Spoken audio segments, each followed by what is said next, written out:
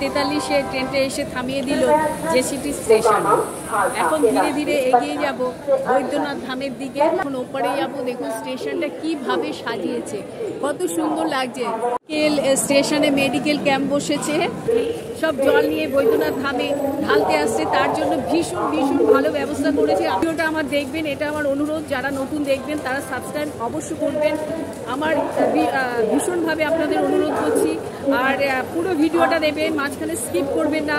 আমি জানাবো কত বছরের মন্দির এটা, আর কিভাবে এটা হলো, কোন যুগের স্থাপনা, কে স্থাপনা করেছিল এই মন্দিরটা, এই সম্বন্ধে জানতে হলে পুরো ভিডিওটা দেখবেন। ধন্যবাদ।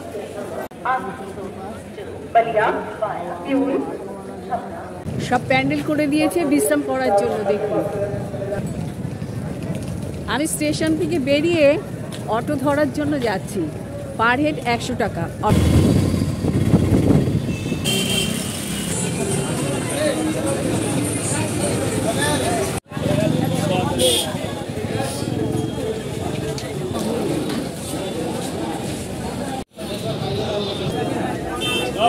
আমি দাঁড়িয়ে রয়েছি ত্রেতা যুগে লঙ্কা রাবণ যেখানে রুদ্র ত্যাগ করেছিল সেই পুকুরে।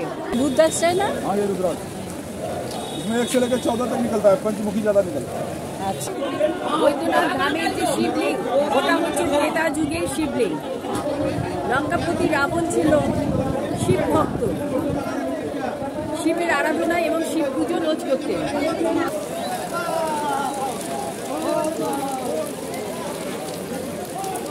আমার আরাধ্য দেবতাকে আমি লঙ্কায় নিয়ে আসবো, এই মনে করে রাবণ কৈলাসে পৌঁছালেন। কৈলাসে গিয়ে মহাদেবকে বললেন, প্রভু তুমি আমার লঙ্কার রাজ্যে চলো, এত সুন্দর প্রাসাদ, তুমি এখানে থাকো, মানায় না, আমি ভক্ত হয়ে সোনার লঙ্কায় থাকি আর তুমি এখানে থাকো, চলো আজকে তোমাকে আমি নিয়ে যাব আর আমাকে সেবার মৌকা দাও। দেখুন বৃষ্টিতে কিরকম বৈদ্যনাথ ধামে সবাই পুজো দিয়ে আসছে।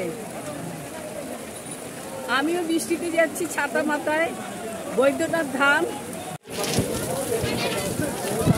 মজা আসছে ছাতা মাথায় বৈদ্যনাথ ধামে যাওয়ার। দেখুন কিভাবে বৃষ্টি হচ্ছে, দেখুন কিরকম লাইন ওপর দিয়ে, ওই মাথা থেকে লাইন, এই লাইন ফ্রি লাইন, পয়সা লাগে না, কিন্তু এটা 4 থেকে 5 ঘন্টা লাগবে মন্দিরে যেতে। কৈলাসপতি বলেন, আমি যদি রাবণ তোমার সঙ্গে যাই তাহলে এই জগৎ সংসারটা কে দেখবে, এটা কি সম্ভব? নাছোড়বান্দা রাবণ কৈলাস থেকেও নড়ছেও না, যাচ্ছেও না, সঙ্গে পশুপতি মহাদেবকে নিয়েই ও তার রাজপ্রাসাদে ফিরবে। অগত্যা মহাদেব কি করবেন, বললেন ঠিক আছে, আমার প্রতীক স্বরূপ তুমি এই লিঙ্গ নিয়ে যাও, এই লিঙ্গ পুজো করলে মনে করবে আমাকে পুজো করা হচ্ছে, যখন তুমি আমাকে ডাকবে তখনই আমি তোমার কাছে পৌঁছে যাব। আমার ভিআইপি লাইন রয়েছে 600 টাকায় 1% ভিআইপি। দেখুন মুষলধারা বৃষ্টি হচ্ছে সকাল থেকে। রাবণ আনন্দে লিঙ্গটা হাড়ে করে নিয়ে তার রথে উঠলেন এবং মহা আনন্দে রাজভবনের দিকে রওনা হলেন।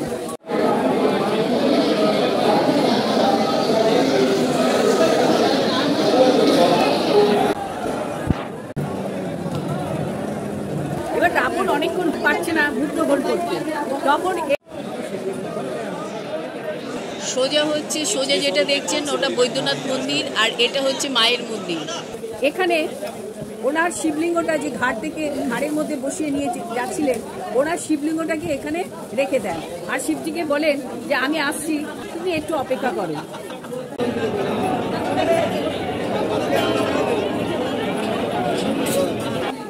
রাবণের আইডিয়াই নেই যে 12 বছর কেটে গেছে, 1 যুগ ও মূত্রত্যাগ করছে।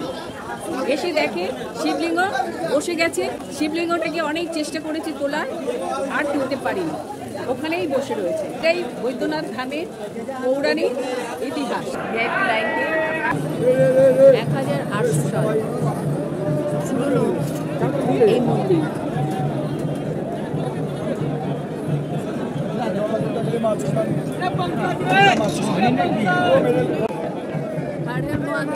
মর্নিং ব্লগে আপনাদের সকলকে স্বাগত।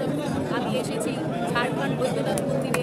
এখন মন্দির মন্দিরে পুজো দেওয়া হয়ে গেছে, লাখো লাখো ভক্তদের ভিড়, যার জন্য আমি ঠিকঠাক ভিডিও করতে পারছি না, তবু আপনাদের দেখাচ্ছি যেটুকু, সেটুকুই আপনারা খুশি থাকবেন, করার কিছু নেই। নতুন যারা আমার ভিডিওটা দেখবেন তারা অবশ্যই সাবস্ক্রাইব করবেন, এটা আমার রিকোয়েস্ট। আর যারা আছেন তারা দেখেনি তাদেরও আমি ধন্যবাদ, নতুন যারা দেখবেন তাদেরও আমি ধন্যবাদ।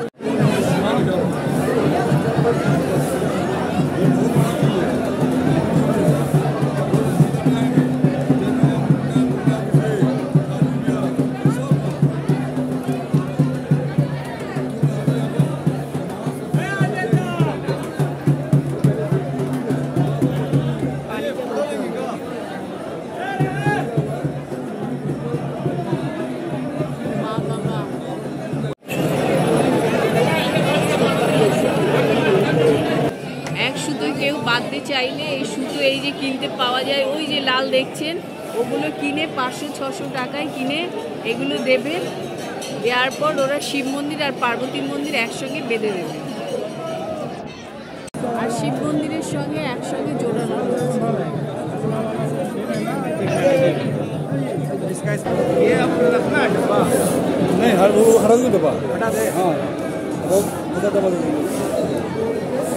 এগুলো কিনতে পাওয়া যায় বৈদ্যনাথ মন্দিরে 500-600। এইগুলোকে কিনে শিব মন্দির থেকে পার্বতী মন্দিরে বেঁধে দেয়। আপনার যা মনস্কামনা আছে সেটা পূর্ণ হবে। टाइम खत्म होते जाता है, खुलते जाता है, रोज सैकड़ों बनाता है, सैकड़ों खुलता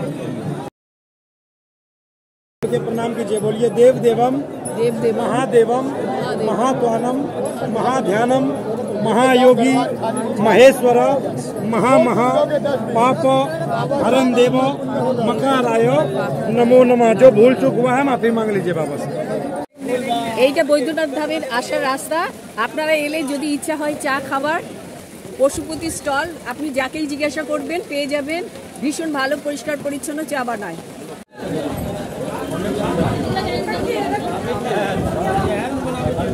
আমার ভিডিওটা এখন শেষ করব।